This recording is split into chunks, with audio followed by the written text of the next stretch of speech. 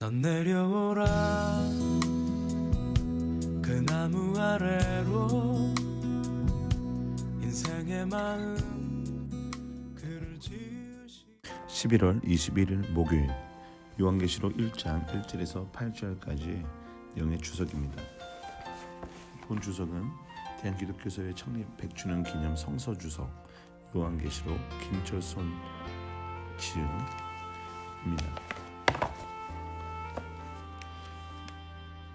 1장 1절에서 8절 주는 내용은 서문에 해당되며 그리고 1절에서 3절은 요한계시록의 표제에 해당됩니다. 먼저 개요입니다. 본서의 책 이름은 요한계시록이지만 책의 총 주제는 예수 그리스도의 계시로 되어 있습니다. 이 계시는 하나님이 예수 그리스도에게 주었고 그는 천사를 통해서 요한에게 보여준 것입니다. 이 계시를 후세 독자들에게 전달하기 위해서 요한은 이 책을 기록하게 되었습니다. 1절에 대한 주석입니다. 계시, 아포칼립시스. 일반적으로 숨은 것을 공개한다는 말인데 여기에서는 종말론적으로 매우 중요한 비밀을 공개한다는 것을 의미합니다. 이 중대한 비밀은 본시 하나님이 예수 그리스도에게 주신 것이며 그 내용은 반드시 속히 될 일입니다. 계시로 전체를 통해서 볼 수 있듯이 앞으로 속히 일어날 예수 재림의 종말론적 사건을 의미합니다. 그런데 여기서 속히, 타퀴라는 말은 돌발적인 예수 재림 사건을 묵시문학적으로 표현한 것입니다. 속히라는 말은 시기의 임박성보다는 돌발성을 강조하는 말입니다. 그래서 임박한 시간, 앵귀스와 구별합니다. 다음은 예수 그리스도의 계시, 아포칼립시스, 예수 그리스도. 이 말은 예수 그리스도에 관해서 또는 예수 그리스도를 지시하는 계시라는 말이 아니라 예수가 계시의 주체가 되며 계시를 주는 자이고 계시의 중재자가 된다는 말입니다. 그래서 예수가 스스로 계시를 받은 자라고 마태복음 11장 27절은 말합니다. 그러므로 계시는 근본 하나님이 주는 하나님의 계시이며 요한이 받은 요한의 계시이며 예수 그리스도의 계시가 됩니다. 그래서 제가 좀 사족을 달자면 다른 주석가들은 예수 그리스도 이 말을 주어 목적으로 보느냐 또는 좀 다르게 속격으로 보느냐로 여러 가지로 해석이 가능하다라고 하는데 이 본 주석의 저자는 예수 그리스도에 관해서가 아니라 예수 그리스도가 계시를 하시는 거다. 그러니까 주격이죠. 주격으로 본다는 거죠. 그러나 예수 그리스도에 관한 내용도 분명히 요한계시록 안에는 포함되어 있기 때문에 이 두 가지 중에 반드시 한 가지만 선택해야 된다라는 것은 좀 무리가 있을 수도 있습니다. 자, 이어서 보겠습니다. 하나님이 그에게 주사라는 말은 종말 계시의 주체이신 그리스도와 근본 종말 역사를 주관하시는 하나님과 구별하여 하나님의 우위를 보장해주는 말로서 예수 그리스도가 전 우주 전 역사를 주관하시는 정권을 하나님으로부터 위임받았다는 것을 확증하는 말입니다. 여기서 또 제가 좀 한마디 더 붙이자면 예수님에 대한 이미지가 요한계시록을 빼고 봤었을 때는 이제 섬기는 종으로서 또 하나님이시자 동시에 사람으로서 이 땅에서 핍박을 고난을 겪고 통과하셨던 그 예수님의 모습들이 우리에게 인상적이었죠. 근데 요한계시록에서는 하나님으로부터 정권을 위임받아서 아주 빛나고 화려하고 찬송과 높임 존귀를 받으시는 그런 이미지가 요한계시록에 두드러지게 나타납니다. 자, 그 종들에게 보이시려고 이 말은 문자대로 번역하면 그의 종입니다. 즉 하나님의 종이라는 말입니다. 그런데 하나님의 종은 구약에서는 대체로 예언자들을 지칭하는 말로 사용했습니다.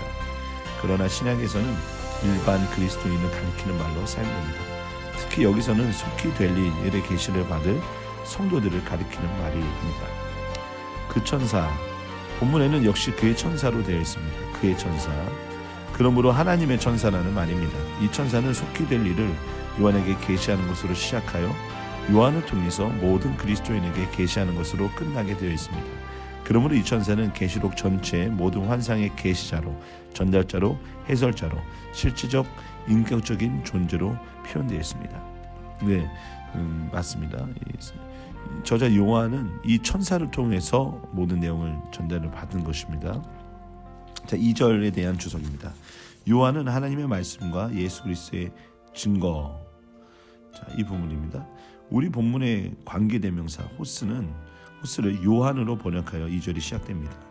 요한의 사명은 하나님의 말씀과 예수 그리스도의 증거를 이 세상에 증거하는 겁니다. 본서에는 이와 같은 표현이 많이 있습니다.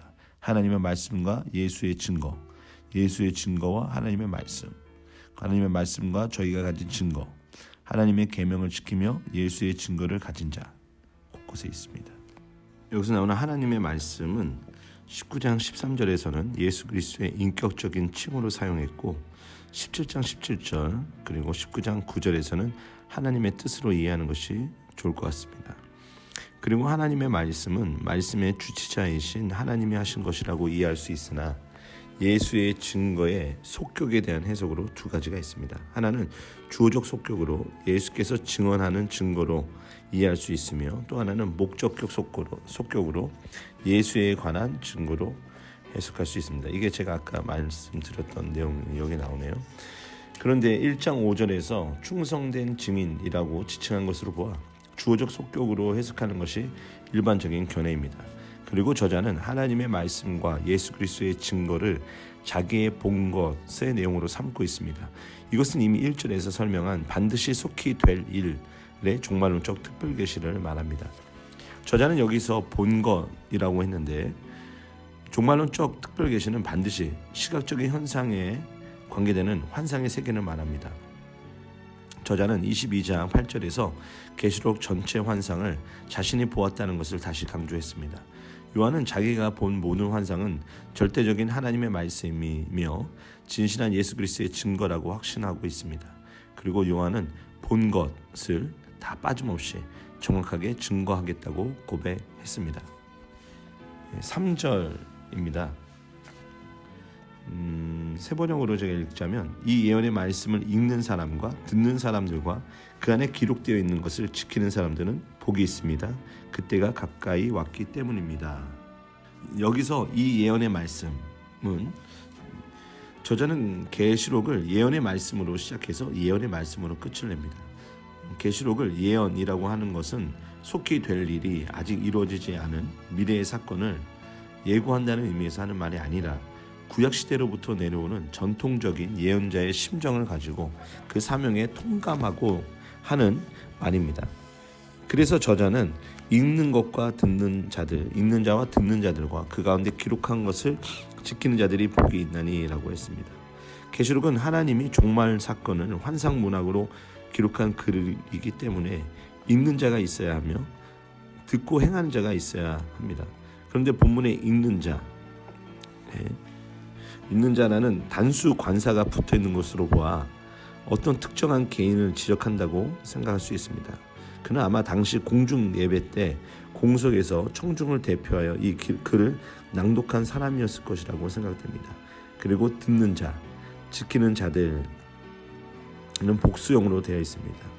그러므로 이 사람들은 낭독자 밑에 모여있는 많은 청중들이라고 생각됩니다. 당시는 성서를 구하기 어려웠기 때문에 공중 예배 때 성서를 읽고 듣는 일로 공동의 유익을 삼았습니다. 이는 지키는 자는 깊이 유의한다, 굳게 지킨다라는 말에서 왔습니다.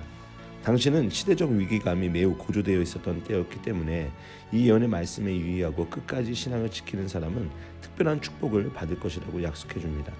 그것은 예수 재림의 종말론적 때 카이로스가 임박했기 때문입니다.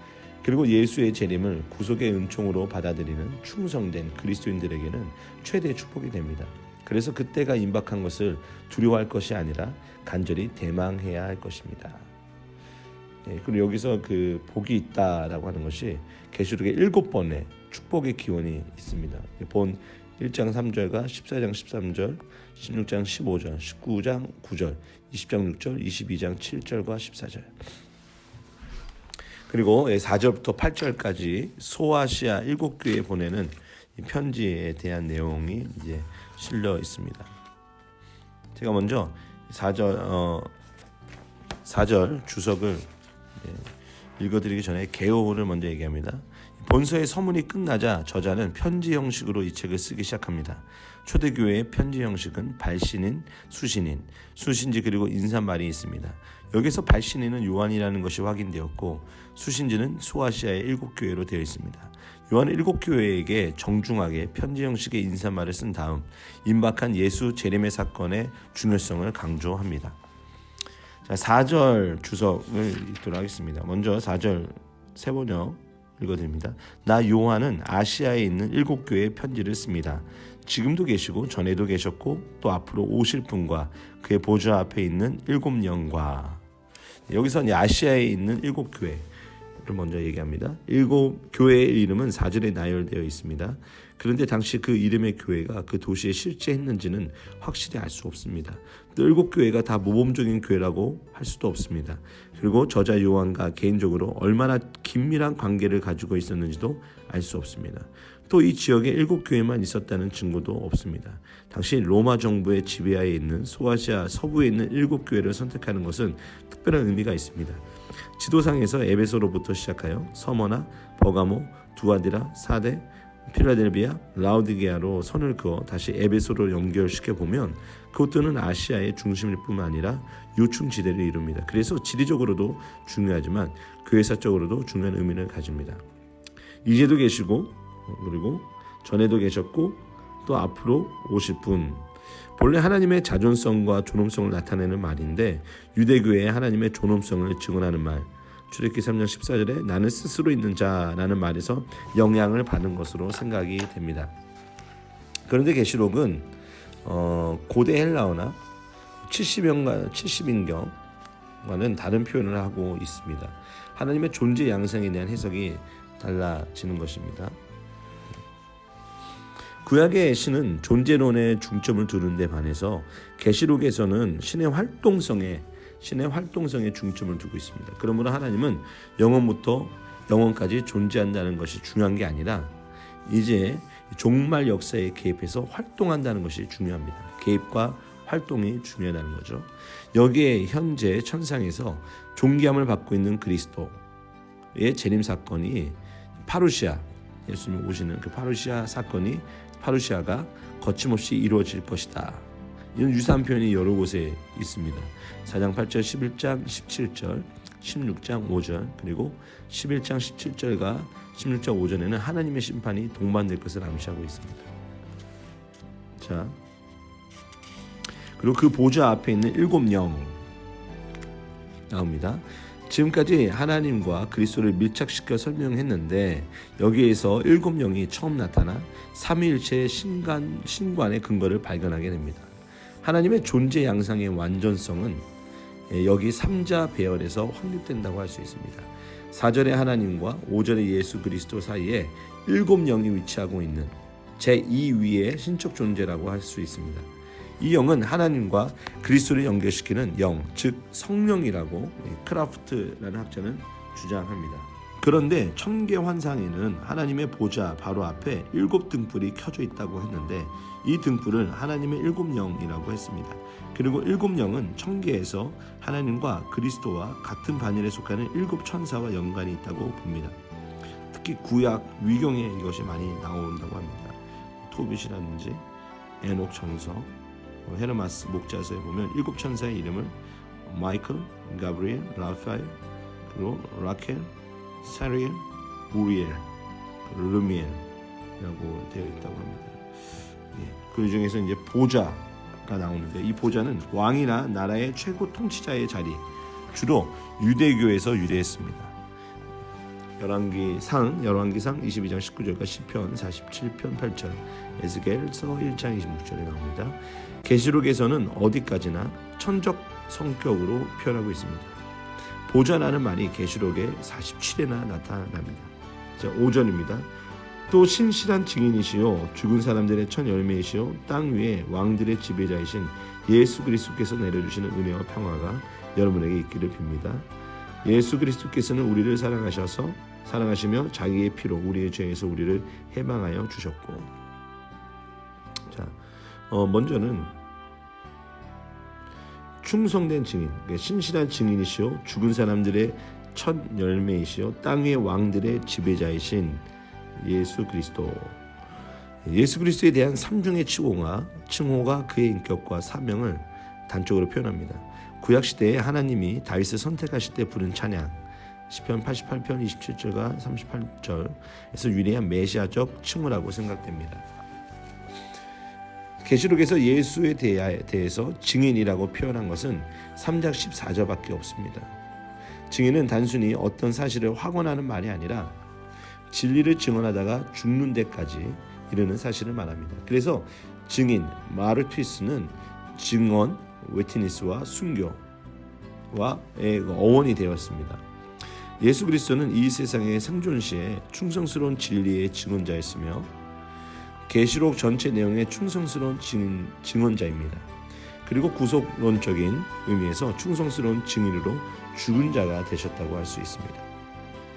먼저 난 자, 프로토토코스는 유대교적 전통적 사상에 의하면 단순히 출생의 순위에서 먼저 난 자라는 말이 아니라 절대적인 주권을 가지고 왕의 자리에 즉위하는 것을 의미합니다. 이와 같이 예수 그리스도는 죽음에서 첫 열매가 되셨으며 천상의 왕위에 오르신 분이라는 것을 증언하는 말입니다. 그런데 바울 서신에서는 죽음에서 부활한 그리스도가 교회의 머리가 되고 만물의 으뜸이 된다고 했습니다. 그런데 계시록에서는 땅의 임금들의 머리가 된다고 했습니다.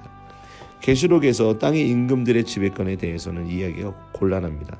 현 역사적 언어는 땅의 임금을 로마의 황제의 정치적인 권력으로 이해하기 때문입니다. 그러므로 이 칭호는 부활 승천한 그리스도가 현실적으로 로마 황제의 권력을 완전히 지압한다기보다는 부활 승천하셔서 천상의 왕권을 장악하시고 천상 천하의 모든 악의 세력을 무찌르며 승리할 것을 확신하는 신앙 고백적 칭호로 받아들이는 것이 좋겠습니다. 여기서 나오는 은혜와 평강, 헬라어 본문에는 4절에 들어가 있는데요. 바울의 서신은 일반적인 인사말과 같죠. 흔히 은혜는 헬라식 서신 형식이라고 하고 평강은 샬롬은 히브리식 서신 형식이라고 할 수 있습니다. 그래서 은혜, 카리스는 심리학적인 용어로 아름답다, 보기 좋다라는 뜻을 가진 말입니다. 그러므로 본래 은혜는 하나님이 이 세상을 창조하고 지은 세계를 보시고 좋았더라라고 하는 데서 시작됩니다.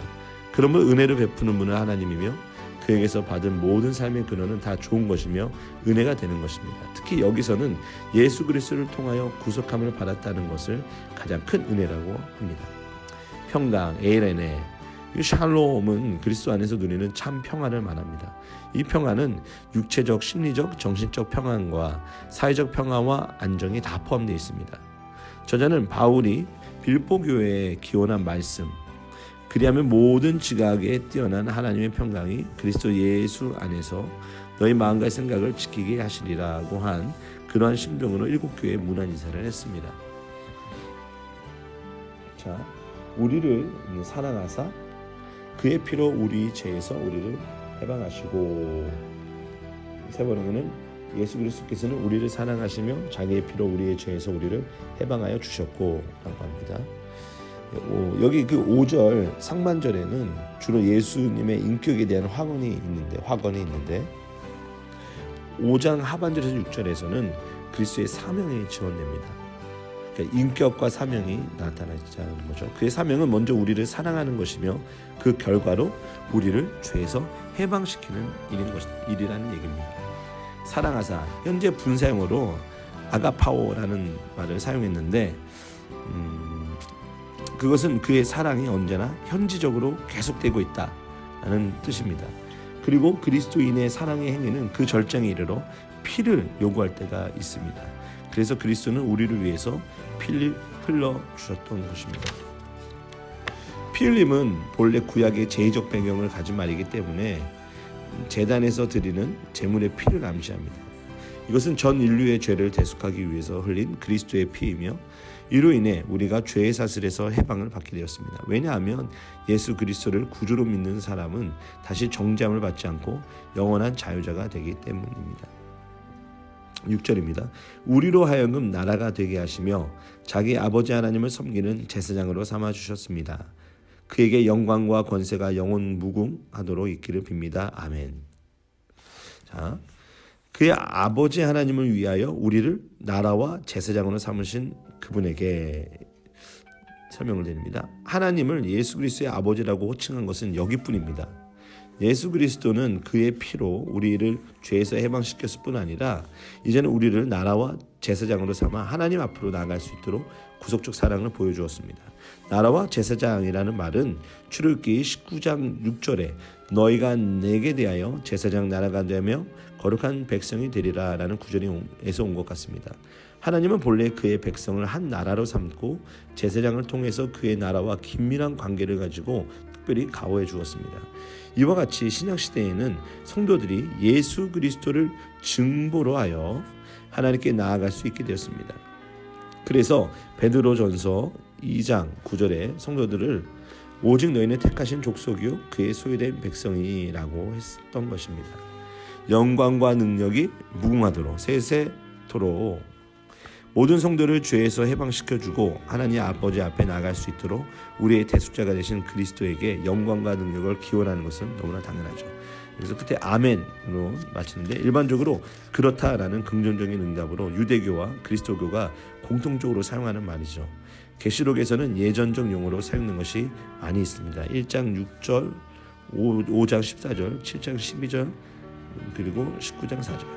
그리고 예수 그리스도의 칭호로 사용된 예가 한 번 있습니다. 3장 14절입니다. 다음 두 절은 전후 문맥에도 잘 맞지 않고 두 절 사이에 연관도 없는 독립된 절입니다. 그래서 7절은 그리스도의 재림의 현실성을 강조하고 8절은 그리스도가 신적 칭호의 소유자라는 것을 증언합니다. 근데 7절입니다. 보아라 그가 구름을 타고 오신다. 눈이 있는 사람은 다 그를 볼 것이요 그를 찌른 사람들도 볼 것이다. 땅 위의 모든 족속이 그분 때문에 가슴을 칠 것이다. 꼭 그렇게 될 것입니다. 아멘. 구름을 타고 오시리라 라는 말은 재림 예수의 미래상을 말하기 때문에 4절에서 6절에서 말한 과거 현재적 그리스도와 상관관계가 있다고 봅니다. 구름을 타고 오신다라는 표현은 복음서의 소묵시 즉 마가복음 13장 26절과 14장 62절, 마태복음 24장 30절과 26장 64절, 누가복음 1장 27절 여기서도 나오는데 이 구절은 본래 다니엘서 7장 13절에서 기인한 것이라고 생각됩니다. 거기에는 인자 같은 이가 하늘 구름을 타고 와서라고 되어 있는데 묵시문학적으로 재림 메시아와 동반하는 구름은 반드시 복수형을 사용했습니다. 물론 본문에도 복수형으로 되어 있습니다.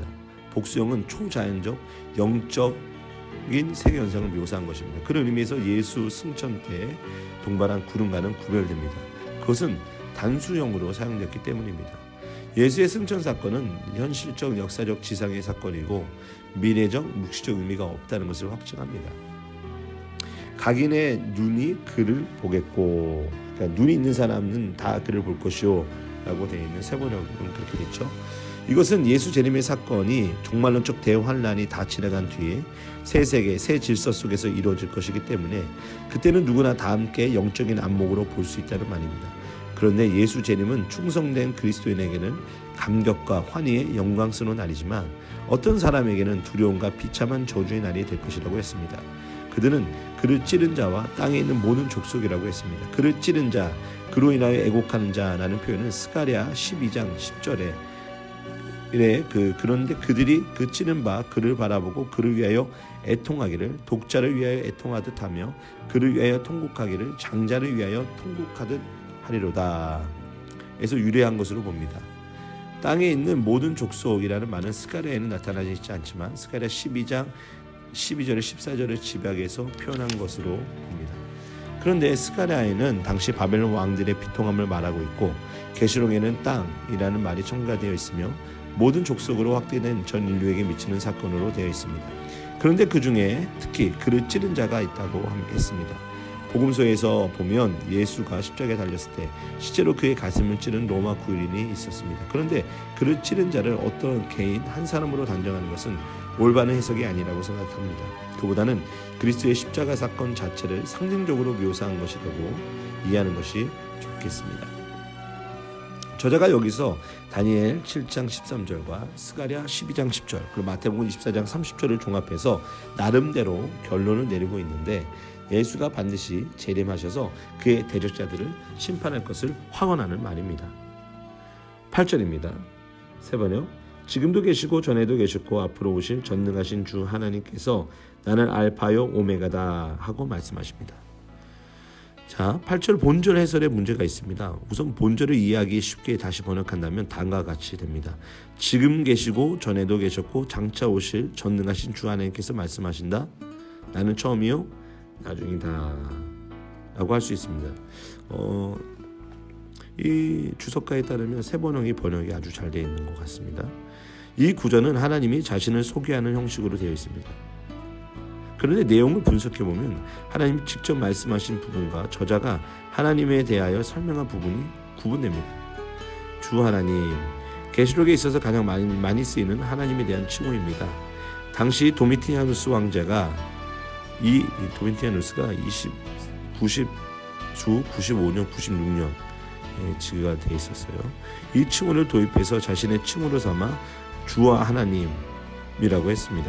자신의 칭호를 주와 하나님이라고 했다는 거죠. 그리고 지금도 계시고 어제도 계셨고 장차 오시리 라는 표현은 하나님의 존귀를 증언하는 말입니다. 하나님의 현존성과 영존성에 대해서 4절에서 설명한 바가 있지만 4장 8절과 12장 17절과 16장 5절에는 나옵니다. 이 표현은 모두 하나님의 존엄성을 증거하는 말입니다. 그래서 여기에서도 이 구절을 하나님의 존귀성을 증언하는 말로 이해하는 사람이 많이 있습니다. 여기에 전능하시니라는 수식어가 부과되어 있어서 한층 더 하나님의 존귀성이 강조됩니다. 전능한 자, 호 판토크라토르, 만물을 창조하고 인류 역사를 주관하며 만국을 지배하는 절대자 하나님을 가리키는 말입니다. 그러므로 현재 로마의 정치적인 권력도 장차 하나님의 절대적인 대권 아래 정복당할 것임을 암시하고 있습니다. 이 말은 계시록의 9회 그 밖에 고린도후서의 6장 18절에 한 번 나타나는데 대체로 하나님의 속성을 증언하고 찬양하는 데 사용되었습니다. 나는 알파와 오메가다. 하나님 자신의 발언으로 되어 있습니다. 하나님의 영존성과 관계 있는 말이기 때문에 하나님 자신의 신성성과 절대성을 강조하는 말이라고 이해하는 사람이 많습니다. 특히 나는 에고에미라는 표현은 구약에서는 하나님 자신을 지칭할 때 사용한 말입니다. 그런데 계시록에도 같은 표현이 있는데 대체로 예수 그리스도 자신의 영존성을 증언하는 말로 사용되었습니다.